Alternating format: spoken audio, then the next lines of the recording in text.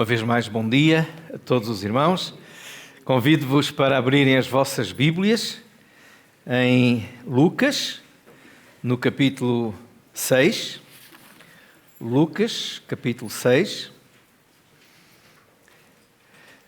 Vamos ler dos versículos 43 até ao 49.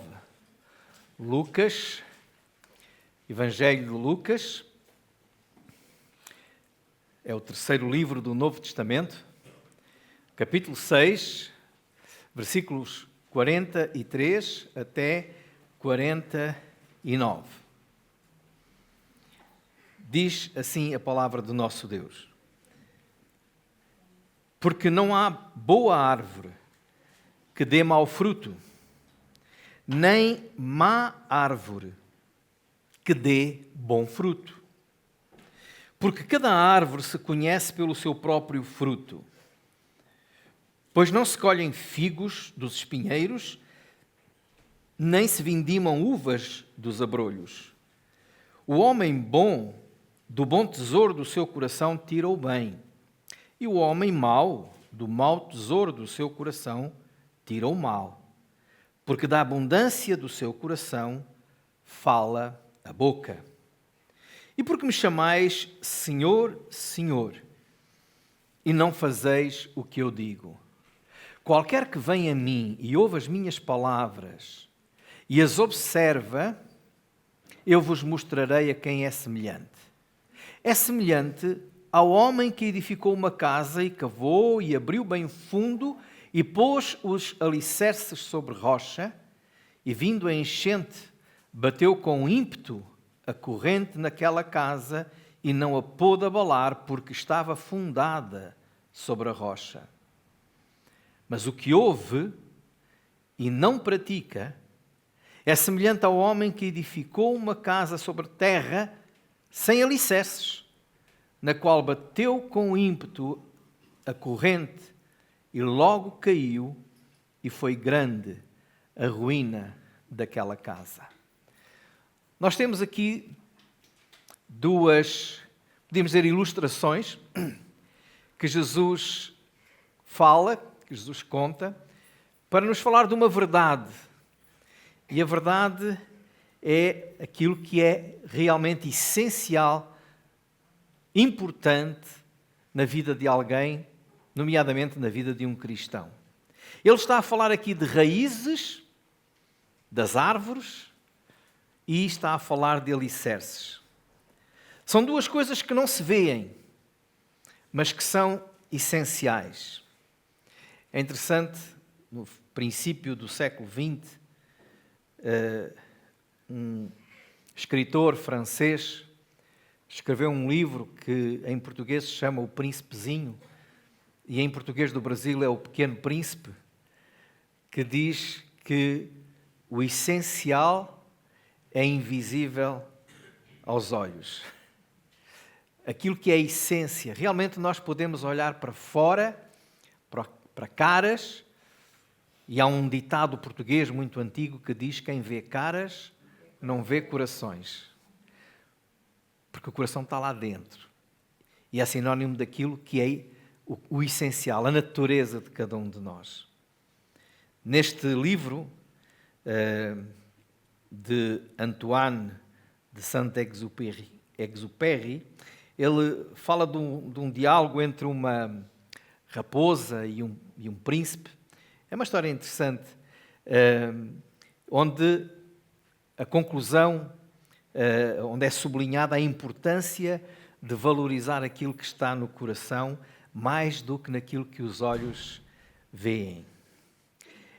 Esta frase tornou-se muito conhecida no mundo inteiro. Está nas canecas que se vendem, está em várias postais, várias coisas, mas ela não é original. Pelo menos a ideia não é original. Porque a Bíblia já falava disso. Jesus, 2000 anos, já tinha dito que a boca fala do que o coração está cheio. Ou seja, aquilo que está cá dentro é aquilo que sai. Jesus mesmo chegou a dizer que não é o que entra que contamina o homem, mas é o que sai, porque revela a sua essência, que contamina. Mas até podíamos ir um pouquinho mais atrás, na palavra de Deus, 3.000 anos antes, há 3.000 anos atrás, já o Senhor dizia a Samuel, quando Samuel foi ungir o rei de Israel, e ele estava a olhar para a estatura física, para a grandeza do homem, e o Senhor disse, olha, não olhes para a sua estatura, não olhes para a sua aparência, porque o Senhor não vê como vê o homem vê o exterior, mas o Senhor vê o coração. O Senhor vê o coração. E é disto que este texto hoje nos fala, daquilo que realmente Deus vê, daquilo que nós devemos valorizar. Ele começa por falar da árvore e do fruto. Cada árvore, diz no versículo 44, é conhecida pelo seu fruto. O fruto revela a natureza da árvore. O fruto revela o nosso coração. E no versículo 45 diz que o homem bom, do bom tesouro do seu coração, tirou o bem, e o homem mau, do mau tesouro do seu coração, tirou o mal, porque da abundância do seu coração fala a boca. Mas aqui nós temos que fazer uma pergunta. Mas quem é o homem que tem um coração bom? Como é que é o coração dos homens? O que é que a Bíblia nos diz sobre o nosso coração? Sobre o meu coração e sobre o teu coração? O profeta Jeremias, no capítulo 17, nos versículos 9 e 10, diz que o coração é enganoso mais do que todas as coisas e é desesperadamente corrupto. A nossa natureza é pecaminosa e o nosso coração é mau. E lá em Jeremias, capítulo 17, o Senhor diz: eu, o Senhor, esquadrinho o coração, eu provo os pensamentos, e isto para dar a cada um segundo o seu proceder, segundo o fruto das suas ações. Desesperadamente corrupto. O nosso coração é um coração por natureza pecaminosa. Todos nós, diz a palavra de Deus, nascemos pecadores. Somos pecadores. E por mais que queiram dizer que o homem é bom, o resultado está à vista. O resultado está à vista. Todos aqueles que, numa postura muito humanista, procuraram resolver os problemas da sociedade, buscando no homem a solução, falhou e o mundo está pior. Eu já falei aqui algumas vezes aos irmãos, em algumas mensagens que tenho trazido, de uma conversa que eu até hoje nunca consigo esquecer, com um professor, amigo meu, em Évora. Um homem que estava a caminhar já para os 70 anos, tinha sido toda a sua vida professor primário, porque gostava, porque amava as crianças, amava o ensino e porque acreditava que se as crianças fossem bem educadas desde pequenas, numa boa escola, isso mudaria a sociedade. Um dia no café, estávamos a tomar um café juntos, e ele era um homem bom, no sentido que era um homem com princípios, com valores, mas ele dizia assim: eu sempre acreditei, por isso me empenhei em ensinar, em ser professor, porque acreditei que o homem era bom por natureza. Bastava ser bem encaminhado e ele poderia resolver os problemas da sociedade. Chego a esta idade, estou reformado e os meus últimos anos como professor foram um pesadelo. As crianças hoje estão piores do que no princípio. Eu não tenho esperança. E depois ele dizia assim: se eu ainda fosse uma pessoa crente, como é o Sr. Santana, que era como ele me chamava, eu ainda teria alguma esperança. Mas eu agora já perdi a esperança toda. Porquê? Porque ele acreditou que o coração do homem era bom por natureza. Esqueceu-se de uma coisa que a Bíblia diz, porque ele não aceitava a autoridade da Bíblia. É que a Bíblia diz que todos somos pecadores. Não há um justo, nem um sequer. Por isso, ele ficou desiludido no final da sua vida. Mas, meus irmãos, Deus sempre prometeu, e a promessa de Deus foi, conforme está em Ezequiel, no capítulo 11 e versículo 19, que daria um novo coração, que teria maneira de transformar o nosso coração de pedra em coração de carne. E a solução para transformar o nosso coração está em Deus. O salmista, no capítulo 51, versículo 10, rogava a Deus: cria em mim, ó Deus, um coração puro. Portanto, um bom coração, uma boa essência, só pode acontecer se Deus estiver lá, no centro do coração. Sem Deus, não há homem bom, não há nada bom, há pecado. Há pecado. Então, meus irmãos, só um coração quebrantado, como diz a palavra de Deus, só um coração contrito, só um coração dominado pelo Espírito Santo pode dar bom fruto. Mas cuidado, porque mesmo assim, se nós olharmos apenas para o fruto pode enganar. A verdadeira natureza do homem só Deus conhece. E o fruto pode enganar. Por isso o Senhor vai contar uma outra parábola, vai falar de um outro assunto, vai falar da casa e da rocha. Irmãos, o nosso coração, como eu já disse, é pecaminoso. Só um coração contrito e quebrantado pode ser um coração transformado por Deus, que possa dar bom fruto. Mas às vezes nós ficamos a olhar muito para o fruto e esquecemos que Deus é quem conhece os corações. Eu vivi muitos anos no Alentejo e quem conhece o Alentejo sabe que há muitas aldeias e muitas cidades até que as ruas estão cheias de laranjeiras. Sobretudo nesta altura é bonito de ver laranjeiras com as folhas verdes e carregadas de laranjas bem bonitas. Muitas pessoas têm já dito, eu lembro-me que algumas pessoas chegaram a dizer: mas e ninguém apanha as laranjas? Ninguém come as laranjas? Quem for ao Alentejo, eu convido a apanhar uma laranja e a comer essa laranja. É muito bonita, mas é uma laranja amarga.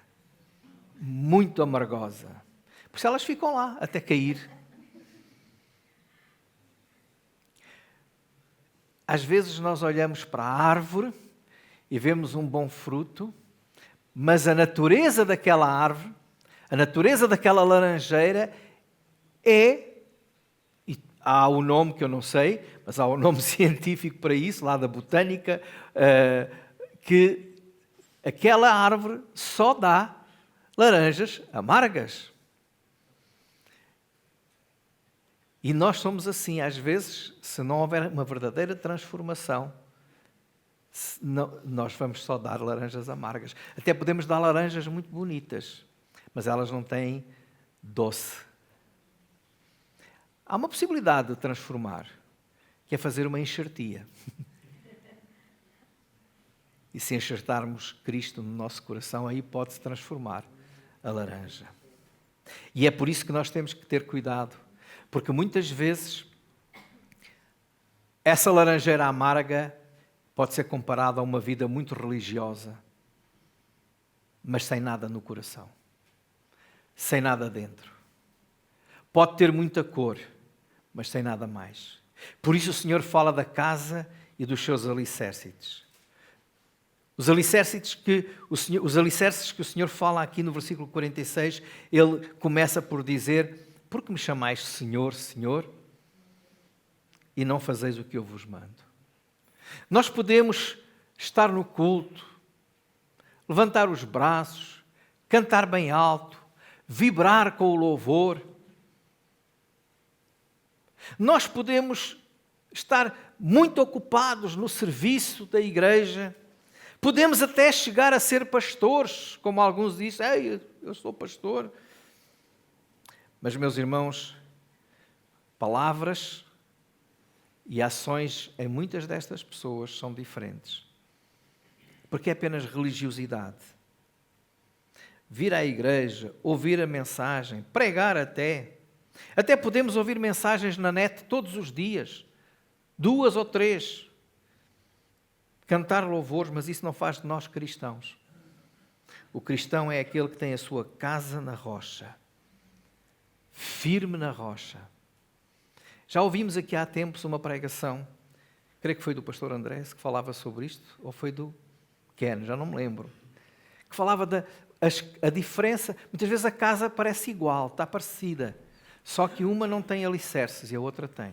Não se cavou até apanhar a rocha firme. E a verdade é que a rocha firme é uma vida de obediência à palavra. Por isso o Senhor diz, nos versículos 48, eu vou dizer a quem é semelhante, aquele que, aliás, 47, aquele que vem a mim e ouve as minhas palavras e as observa, ou seja, cumpre, obedece, eu vou mostrar-vos a quem é semelhante. É semelhante ao homem que edificou uma casa e cavou e abriu bem fundo e pôs os alicerces sobre a rocha. E vindo a enchente, bateu com força a corrente naquela casa e não a pôde abalar, porque estava fundada sobre a rocha. A casa na rocha é uma vida de obediência. O que é que eu faço com o que ouço na palavra? Com o que leio na palavra? O que é que tu fazes com aquilo que ouves nas mensagens? Que lês na palavra de Deus?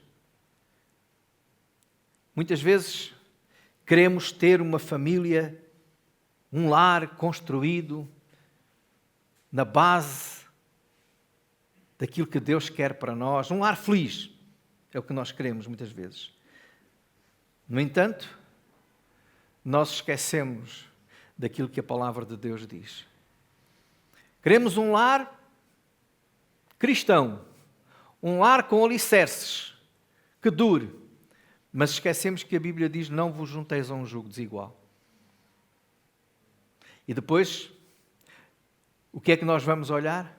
Vamos olhar para alguns casos que, pela graça de Deus, foram positivos, e louvado seja o Senhor por isso, e achamos que aquilo é a regra. Mesmo tendo sido positivo, não significa que não tenha sido errado, porque foi em desobediência. Mas Deus, pela sua misericórdia e pela sua graça, tinha um plano para aquelas pessoas. O importante é obedecer à palavra. Queremos que os nossos filhos sejam servos do Senhor, mas esquecemos de admoestá-los no caminho do Senhor, de ensiná-los nos caminhos do Senhor. Não praticamos a palavra. Queremos ter sucesso nos nossos trabalhos, nos nossos negócios, mas somos desonestos, corruptos, preguiçosos, não cumprindo aquilo que a palavra de Deus diz. Queremos que Deus atenda às nossas orações, mas nós só oramos quando estamos aflitos. Não praticamos o que o Senhor Jesus disse, orai sem cessar, vigiai e orai. Só quando estamos aflitos.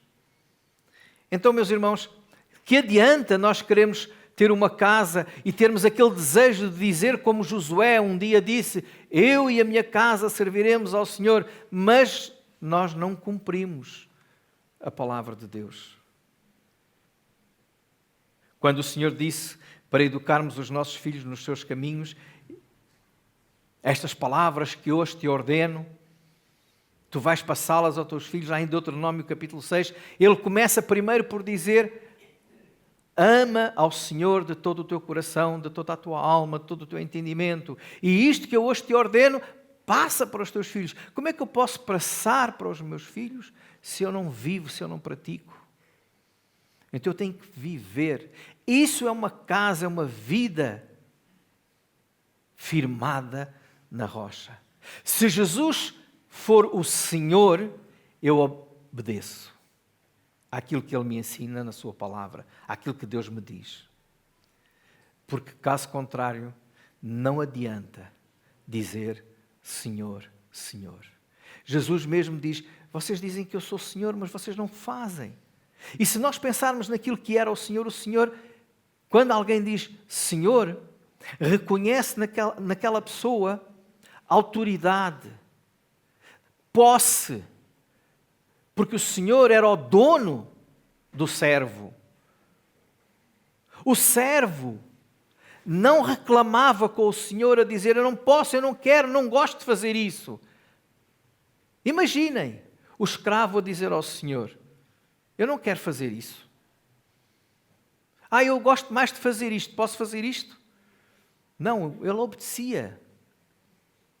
E quantas vezes nós dizemos a Deus e reclamamos com Deus, eu não quero isto, eu não aceito isto. Eu já ouvi pessoas a dizerem, eu não aceito. Então, mas como? Quem é Senhor da sua vida? É você ou é Deus? Deus é Senhor. Eu sou servo. Eu obedeço.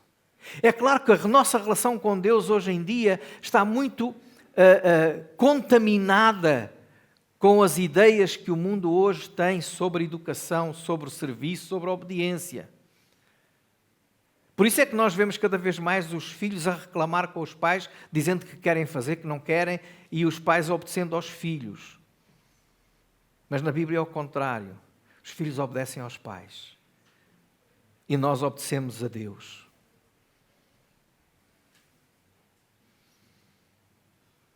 Só um coração renascido pode dar bom fruto. O fruto do Espírito Santo. Só uma vida edificada em Jesus, a rocha, pode permanecer, ser feliz, prosperar. Ser, como diz no Salmo 1, como a árvore plantada junto a ribeiros, cujas folhas não caem, na estação própria dá o seu fruto. E os ribeiros é realmente o beber da palavra de Deus. Por isso, meus irmãos, o apelo de hoje é aquilo que está em Hebreus 3:8. Se hoje ouvires a sua voz, não endureçais o vosso coração. E Tiago nos diz no capítulo 1, versículo 22, sede praticantes da palavra e não somente ouvintes. Porque se formos só ouvintes, somos apenas religiosos. Podemos ser um bom evangélico, podemos ser um bom batista e não ser um bom cristão. Se no nosso coração não estiver realmente um coração mudado, transformado, renascido. Por isso é que Jesus disse a Nicodemos, é necessário nascer de novo. E como hoje celebramos a ceia do Senhor, convém lembrar aquilo que Paulo diz lá em Coríntios 11. Examine-se cada um a si mesmo. E neste caso, veja como está o seu coração. Mas como nós temos dificuldade em examinar bem o nosso coração, o salmista no Salmo 149, o que é que ele dizia? Não é 149, peço desculpa, 139. Não quero enganar ninguém. Sonda-me, ó Deus. Prova o meu coração. Vê se há em mim algum caminho mau.